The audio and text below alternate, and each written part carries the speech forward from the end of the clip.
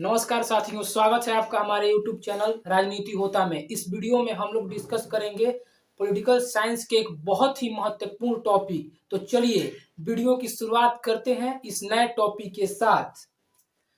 Topic हमारा है types of election in India, Bharat में चुनाव के प्रकार।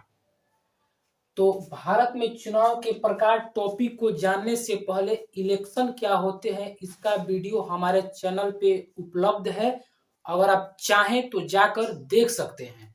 तो चलिए types of election in India के बारे में जानते हैं।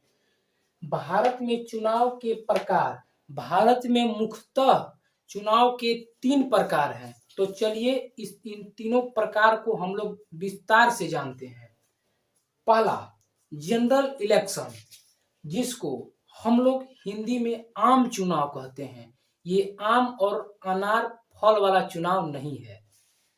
दूसरा बाई इलेक्शन, जिसको हम लोग हिंदी में उपचुनाव कहते हैं। तीसरा मिड टर्म इलेक्शन, जिसको हम लोग हिंदी में मध्यवर्ती चुनाव कहते हैं। तो चलिए जनरल इलेक्शन के बारे में विस्तार से जानते हैं।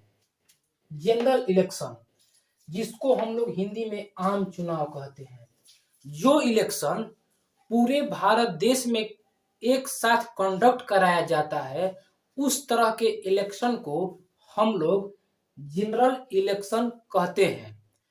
तो आप अगर एक स्टेट में लीजिए, तो अगर एक स्टेट में जो विधानसभा का इलेक्शन होता है, उस स्टेट के लिए वह जनरल इलेक्शन के सामान्य है।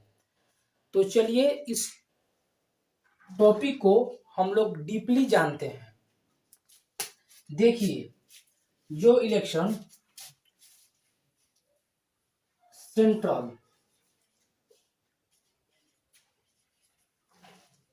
लेवल पे होता है, उसको लोकसभा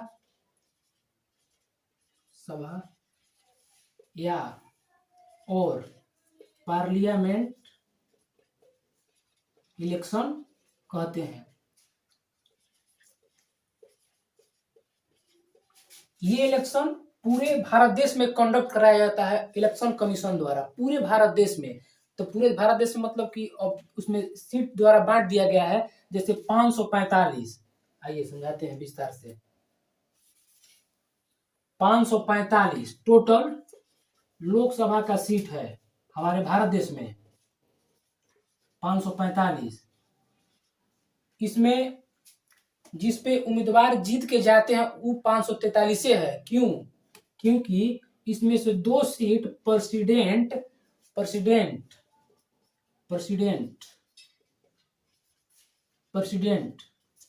एंग्लो इंडियन को अपने विवेक से चुन देते हैं। अब एंग्लो इंडियन क्या होता है इसको आपको जानना है। एंग्लो इंडियन, जो व्यक्ति विदेशी मुल्क का है, वो भारत देश में आकर रहता है, 10 साल 15 साल 20 साल रह चुका है, उसको नागरिकता प्राप्त हो गई है, उस व्यक्ति को राष्ट्रपति का पावर है, दो मेंबर को लोकसभा में चुनकर भेज सकते हैं। जैसे 2019 में जो लोकसभा का चुनाव हुआ, उसमें प्रेसिडेंट 2 लोग को चुनकर भेजे होंगे।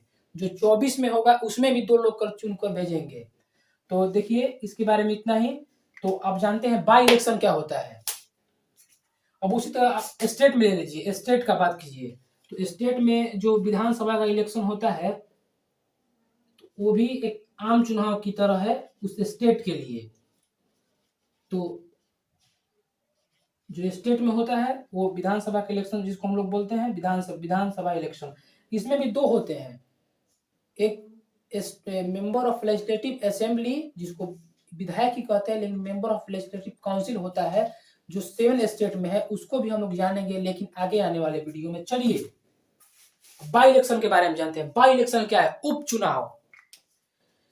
उपचुनाव क्या है इसको हम लोग विस्तार से जानेंगे। बाई इलेक्शन, देखिए 545 सीट है ना ये लोकसभा का, इसमें अगर कोई मेंबर, जीता हुआ मेंबर डेथ कर जाता है या किसी नैतिक कारणों की वजह से वह उस पोस्ट से इस्तीफा दे देता है, तो उस स्थिति में बाई इलेक्शंस कराए जाते हैं। वह या पूरे भारत देश का हो, या लोकसभा का चुनाव हो, या विधानसभा वाला हो, दोनों कहीं भी अगर किसी मान लीजिए बिहार है, बिहार में कोई विधायक डेथ कर गया तो उस सीट पे चुनाव होगा बाई इलेक्शन। अगर मान लीजिए लोकसभा का कोई सीट है जिन पटना साहिब, तो वहाँ पे कोई विधायक वहाँ पे कोई अगर एमपी मरता है तो वहाँ पे लोकसभा का इलेक्शन बाई इलेक्शन कराए जाएंगे।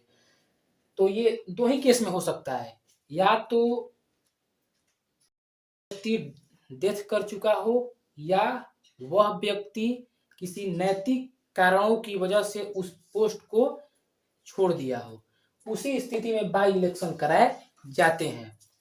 अब हमारा तीसरा है मिड टर्म इलेक्शन, मध्यवर्ती चुनाव। इसको समझना बहुत जरूरी है, बहुत important topic, mid term election. इसको समझते हैं, मिड टर्म इलेक्शन को समझते हैं। मध्यवर्ती चुनाव,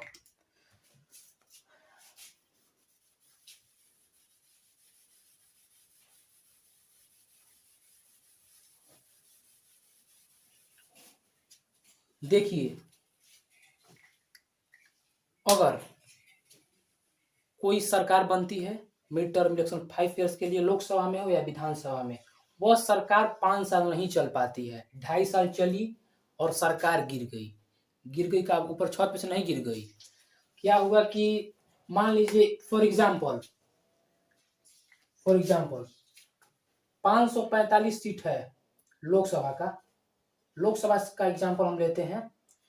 तो इसमें सरकार बनने के लिए बहुमत से एक अधिक 272 + 1 = 273, इतना अगर एमपी किसी पार्टी के पास होंगे तो उसका सरकार बनेगा। तो अगर मान लीजिए कि 273 में 2 एमपी भाग गए, किसी और पार्टी को ज्वाइन कर लिया, तो इस स्थिति में मान लीजिए कि 203 भाग गए, तो मान लीजिए 270 बचा, तो सरकार गिर गया। तो मान लीजिए कि ये सरकार 2.5 साल चला होगा और गिर गया, तो अब क्या होगा? तो अब और पार्टियां, जो पार्टी वाले हैं वो एमपी का जुगाड़ करते हैं, पैसा दे के खरीद लेते हैं, कुछ भी करते हैं। वो चाहते हैं कि 3 एमपी का हम जुगाड़ कर ले। और वो जुगाड़ करने में सक्षम हुए तो ठीक है, सरकार फिर बन जाएगी। लेकिन अगर नहीं जुगाड़ कर पाए तो वहाँ पे राष्ट्रपति शासन लगा दिया जाएगा और वहाँ पे चुनाव कराया जाएगा। उसी प्रोसेस को मिड टर्म इलेक्शन कहते हैं, मध्यवर्ती चुनाव, जहाँ 2.5 साल में सरकार गिर गई, अब वहाँ पे चुनाव होगा, 6 मंथ बाद चुनाव होता है वहाँ पे। तो उस तरह की इलेक्शंस को हम लोग मिड टर्म इलेक्शन कहते हैं। तो इसको आप लोग विस्तार से समझ गए। यही प्रोसेस, सेम प्रोसेस ये स्टेट में भी लागू होता है। स्टेट होता है, मान लीजिए वहां पे फॉर एग्जाम्पल बिहार हो गया। यहाँ पे विधानसभा का सीट जानते हैं कितना है? 243। तो यहाँ पर भी सेम प्रोसेस लागू होगा कि अगर इसमें बहुमत से 122 होता है, 122 एबव 1 + 1 123, और इतना विधायक किसी के पास है तो सरकार चल रहा है, इससे कम हुआ सरकार गिर जाएगा। सेम प्रोसेस लागू यहीं पे होगा। यहाँ पे वहाँ पे राष्ट्रपति शासन लागू होता है, यहाँ पे भी राष्ट्रपति शासन लागू होगा। सेम यही एक है कि राष्ट्रपति वहाँ पे शासन लागू होगा, यहाँ पर भी राष्ट्रपति शासन लागू होगा, सेम प्रोसेस होगा। तो फिलहाल इस वीडियो में इतना ही। अगले वीडियो में हम लोग फिर मिलेंगे किसी एक नए टॉपिक के साथ। तब तक के लिए धन्यवाद।